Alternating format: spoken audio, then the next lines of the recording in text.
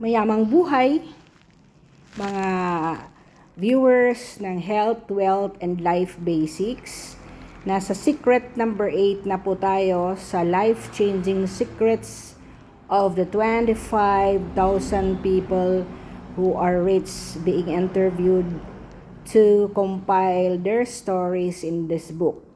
Ang kwento ko po ngayon ay tungkol sa isang gay na anak ng sundalo. Itong batang ito ay anak ng sundalo at hindi po siya nakakapag manifest ng gusto niyang preference na maging. Una, ang relihiyon nila ay hindi pwede ng mga ganyang preference. But then dahil mahirap sila, 12 pong magkakapatid, siya ay nag-work ng isang taniyag na parlor sa Manila dahil gusto niyang ikubli ang kaniyang pagkabakla dahil sinusuntok siya ng papa niya na sundalo nung malaman na ang preference niya ay maging bakla. Ang title po ng secret number 8 is Decision to Make Your Life Prosperous. Desisyon mo na hindi mag-procrastinate or magmanyana habit or magbukas na. Sa madaling salita, ang batang ito hindi nakatapos ng high school at nagtrabaho agad sa isang parlor. Ngayon, gusto niyang ipamukha sa parents niya na siya ay lalago din even if hindi siya magiging normal na lalaki ang isip at preference. After niyang magkaroon ng mga trainings and skills, nag-put up po siya. He migrated to another province dito sa Leyte. Pero hindi na dito sa town niya talaga, dito sa Leyte, but to another province in Leyte, but still in Leyte. Sa madaling salita, hindi po siya yung normal na bakla. So, nasa kanya po ang traits ng secrets 1 to 7. Sabi niya, Ma'am, ako ay nag-determine na maging successful sa aking buhay. Ang dami niyang temptasyon, number 1. Ang temptasyon ng mga lalaking gustong magkwarta sa kanya. In that instances, alam niyo bang nagsisimba pa rin siya. Okay? Sabado, Huwebes, magsimba pa rin siya. Alam niyo na siguro kung anong relihiyon ito. So, hindi siya yung tipong bakla na may mga hikaw or nagpapahaba ng buhok or nagpapakulay.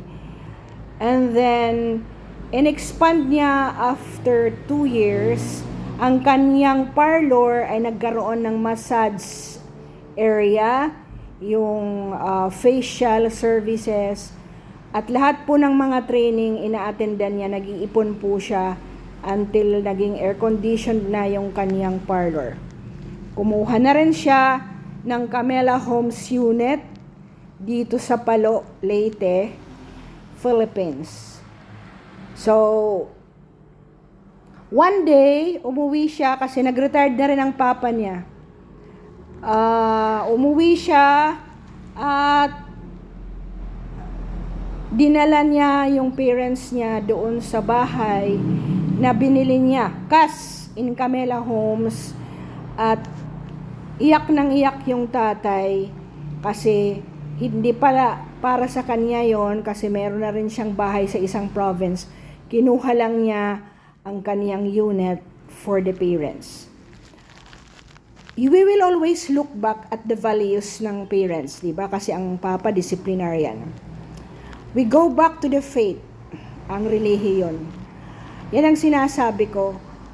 If and when naliligaw tayo ng landas, ang i-focus natin, di ba, ang taong ito na may preference sa maging bakla ay naglago pa rin, pero una, may disiplina sa sarili. Pangalawa, may desisyon at determinasyon na siya ay lumago. Pwede namang lang siya, empleyado lang siya ng parlor for the whole time. Third, ang control niya na hindi siya nagpapagamit ng mga lalaki. Apat, decency ng kaniyang lifestyle, hindi siya nang dadamit ng pambabae. At focus na iakyat ang buhay ng kaniyang tatay at nanay. And then, on top po, sekreto ng magkakapatid, ang mga kapatid niyang iba ay siya rin ang nagpatapos ng pag-aaral without the knowledge of the parents. At yung 11 niyang kapatid ay lahat ay naging inhinyero, may naging nurse, may naging teacher, at may naging lawyer. So, choices po natin, even if sa normal na buhay, ang taong ito ay hindi dapat huwaran. But then, he choose not to have sexual relationship with the same sex kasi bawal sa relihiyon.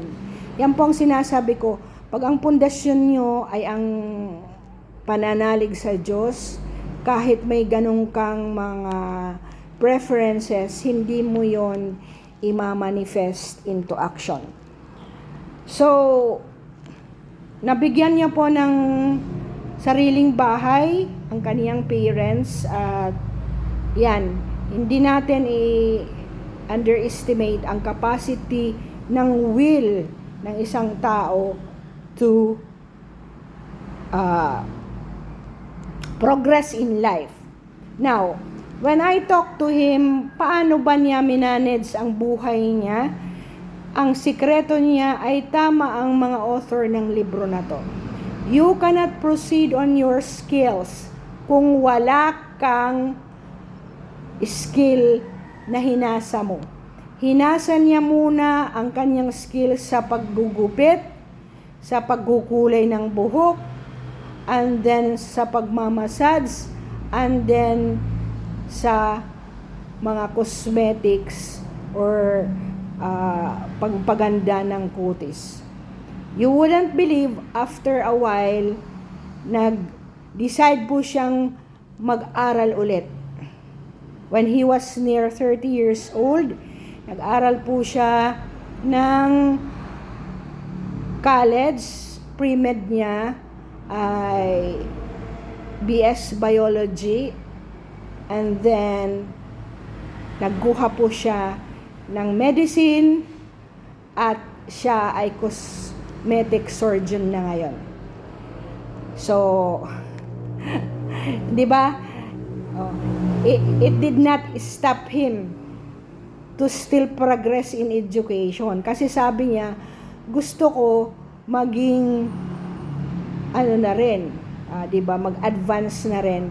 At siya ay bumalik sa Manila, and now ang alam ko nasa Amerika na siya at doon na nagpa-practice ng kaniyang cosmetic surgery.